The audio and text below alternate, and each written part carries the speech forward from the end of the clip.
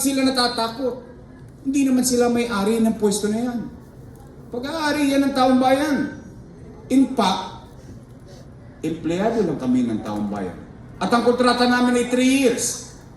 After 3 years, expire. Tapos babalik ka ulit sa taong bayan. Magpaparenew ka ng kontrata. At pag sinabi ng taong bayan na gusto ng trabaho mo, approve, renew, another 3 years. Tama po ba? In fact, kapag ikay naging mabuting leader sa iyong mamamayan, ipopromote ka pa ng taong bayan. Iaakyat ka pa sa mataas na posisyon. Tama, mali?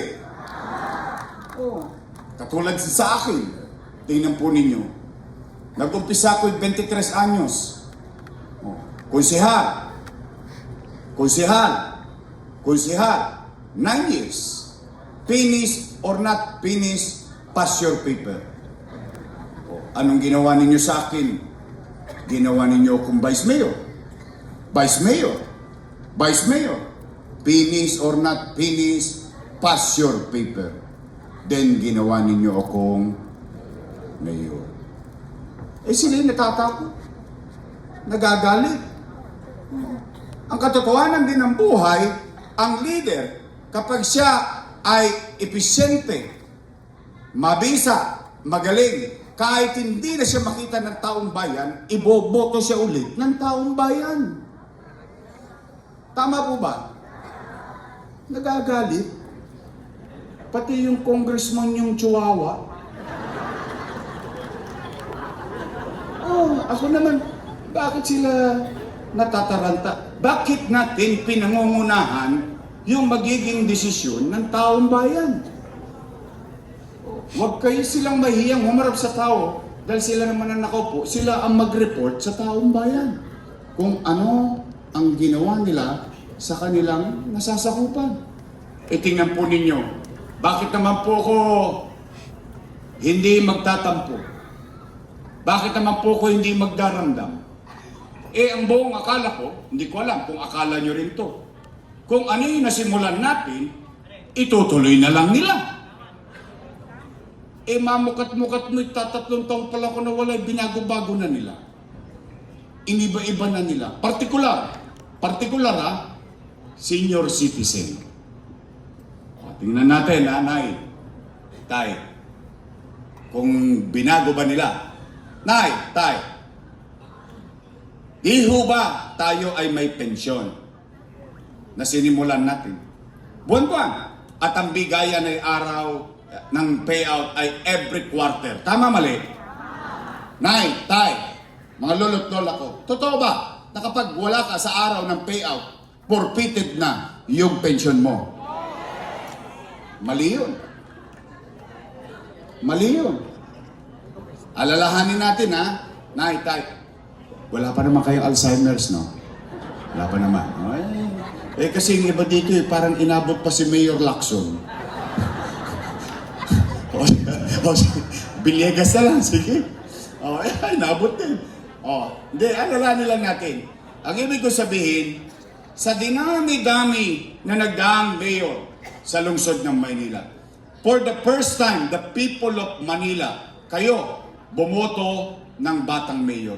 First time kayo bumoto ng batang mayor. Bakit? Lahat ang binobotong mayor dito, lagi konti na lang ang birthday. Totoo naman. But you gamble.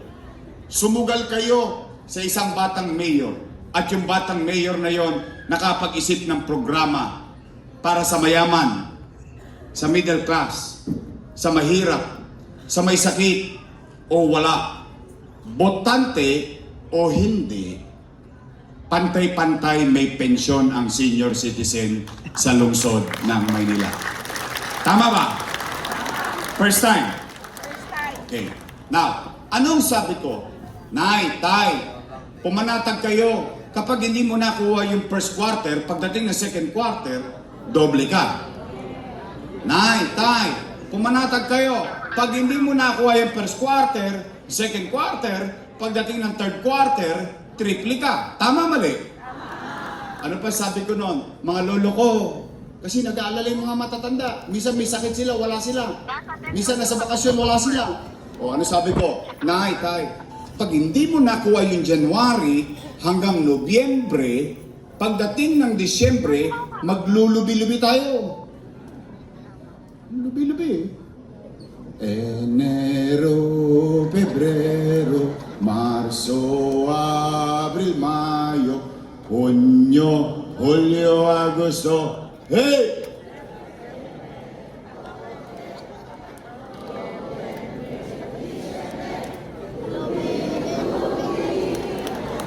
Ganado kayo Apple, nakakahawa ka. Anong ibig ko sabihin? Yung mga matatanda natin, panatag na panatag. Pagdating ng Disyembre, ang makukuha mo, 6,000. Kung dalawa kayong senior sa bahay, 12,000.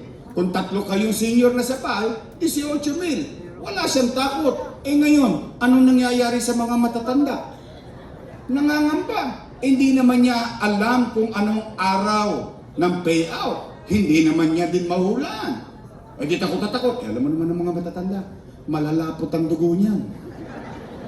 Maaga nagigising niya. Sa nervyos, pagkagising, saan niya pupunta?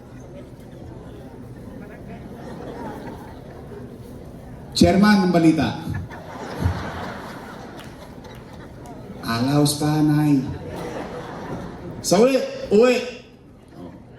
Bukas, gising ulit ang maga. Saan naman pupunta yan? Chairman, ano na? Lolo, wala pa. Mamalas-malas mo, yung matanda, tinawagan ng apo. Lola, pasyal ka naman dito sa Cavite, namimiss ka na namin.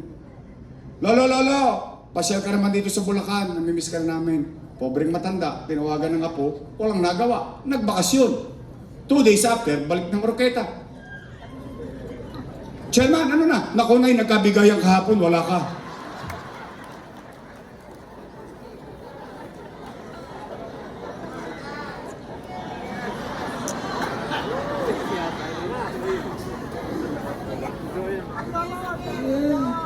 ₱5,000, papahirapan mo pa yung matanda. Ako real talk sa totoo lang, ito yung iba naman sa inyo dito may ₱500 Kaya lang yun, it's not about the money. Hindi yung tungkol kung magkano o yung pera. It's the act of the government. Yung for the first time sa hinabahaba ng panahon ng pamumuhay nyo sa Maynila, ang tagal-tagal nyo na nagbabayad ng amilyar, ngayon lang kayo nakaramdam, kahit senior citizen ako, mahalaga pa pala ako. Ay, pwede pa pala ako. Ay, may malasakit pa sa akin ng gobyerno. Ay, may bilang pa pala ako. Yun. It's not about 500 o 1,000. ₱500, wala nang mararating ngayon yun. Totoo lang. Kaya lang, ang inahabol lang ng mga matatanda, yung the act itself, yung pagpapahalaga sa kanya. Tingnan ninyo, yung iba nga sa inyo dito Ito, nababalitaan ko to Yung iba sa inyo dito, pinagagalitan ng anak Nay, huwag ka na pumila dyan, 1.5 lang yan, ang init-init. Baka may stroke ka pa. Ako na lang magbibigay sa'yo. Ano sabi ng matanda? Ayoko ng pera mo, gusto ko kay Yorme. Di ho ba? Ano na lang yun yung the love that you're showing, the value that you're giving to your elders. Tapos ₱500, pahirapan pa. Nay, tay, totoo ba? Totoo ba na kapag ikaw ay hindi na botante, tanggal ka na rin sa pensyon? Mali na naman yun. Bakit? Ulitin ko paano natin sinimulan yan? Ano sabi ko? Mayaman, middle class, mahirap, may sakit, o wala, botante o hindi. Bakit ko inisip, malayo pa, inabatan ko na isama yung botante o hindi. Bakit? Kasi yung matanda, patuloy na tatanda. Tatanda at tatanda. Tatanda at magkakasakit. Nagkasakit, 6 na taon nang nahirati sa karamdaman. buhay pa, humihinga pa, tao pa. Dahil hindi nakaboboto, tanggal sa listahan ng botante. Tama, mali? Pero humihinga pa. Mamamayan pa ng lungsod ng Maynila dahil walang boto, walang pensyon. Wow! Chihuahua. Chihuahua. Masakit yun. O tingnan niyo kung asawa niyo yun, kung tatay niyo yun. Tao pa ha? Mamamayan pa ng lungsod ng Maynila. Dahil lang walang pakinabang sa politika, wala na serbisyo. Hindi yata tama yun. Kaya nga inisip kong malayo pa dahil it is inevitable. Mangyayari at mangyayari. Dalawa lang ang pupuntahan ng matanda. Mamatay o bago mamatay, magkasakit. Yun lang ang pupuntahan ng tao, pati kami. Una-una lang yan. Mauna na sila. Totoo lang. Kaya ako nga, hindi nyo napansin, pinagpantay-pantay ko, mayaman, middle class, mahirap. Bakit? Para hindi na magkasamaan ng loob. Hindi na magkasakitan ng loob. Kakaliit na purbetsyo. Imbis na mapatuwa mo, mapangiti mo yung matanda, nagkakasamaan pa ng loob. Nagkakasakitan pa ng damdamin. Totoo. Nay, tay, totoo ba wala na rin yung gatas na insure? Totoo ba, tapatin niyo nga ako, totoo ba pinalitan ng stick ko? Wait. Totoo? Talagang galit sa inyo. Pinainom ko kayo ng gatas para lumakas kayo, binigay sa inyo diabetes. Nay, tay, totoo ba? Wala na rin yung black rice at brown rice. Talaga ba? Alam niyo ba istorya ng black rice? Napagalitan pa ako dyan ng matanda. Sabi sa akin, ikaw hindi mo na kami mahal. Bakit po, Nay? Yung binigay mo sa aming bigas, kulit ba? Maitim na. Ang hirap pang lutoy, makunat pa. Sabi ko naman, siyempre ipinaliwanag ko. Sabi ko, Nay, yan po ang pinakamasustansyang bigas at pinakamahal sa buong mundo. Ang itim-itim eh. Hindi, sabi ko kasi, kahit man lang papano, yung kinakain ni Jaime Augusto Zubel de Ayala, matikman mo man lang. Yung bang kakain ka ng bigas pero hindi ka kinakabahan, tumataas na ba sugar mo, yung nangangamba ka. Nay, tay, totoo ba yung cake naging cupcake? Totoo ba talaga itong mga tinatanong ko? Lumiit? Wala na? Hindi naman siguro. Wala na? Meron pa naman siguro. Pero alam ko, itong January, wala na lahat talaga. Wala na. Alam nyo, Nay, Tay, mga lolo ko, mga lolo. You know what's ironic about our conversation? And what's ironic about the situation? Nung ginawa ko yan, kasama ko sila. Anong punto ko? Alam nila ang dahilan ko kung bakit parang spoiled sa akin yung mga senior citizen. Alam niyo bakit kayo parang spoiled sa akin? Alam niyo kung bakit? Kasi konti na lang birthday niyo.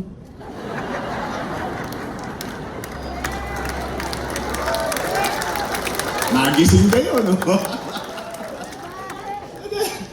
But that's reality. Huwag kayo mag-alala dyan sa birthday na yan. Ayan nyo sila. Diyan naman talaga tayo pupunta. Ayan nyo na sila mauna.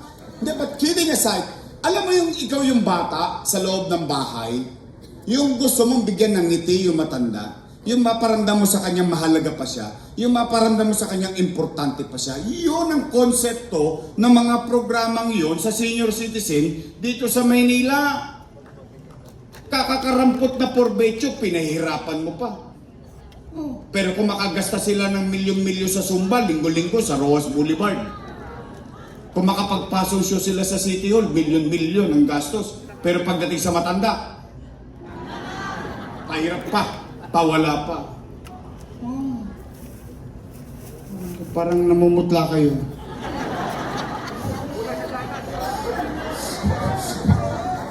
Kumain na ba kayo? Hindi ba? Hindi ba? Taas ka ang kamay na hindi ba kumakain? Oh, huwag kayong mag-alala. Lilipas din yan. O sige. Kala nyo, madadali nyo ako. O sige. Nay, tay, umuwi kayo. Umuwi kayo ng busog ng pag-asa. Sa pag-asa man lang, mabusog kayo ngayong umagang ito. May awa ang Diyos.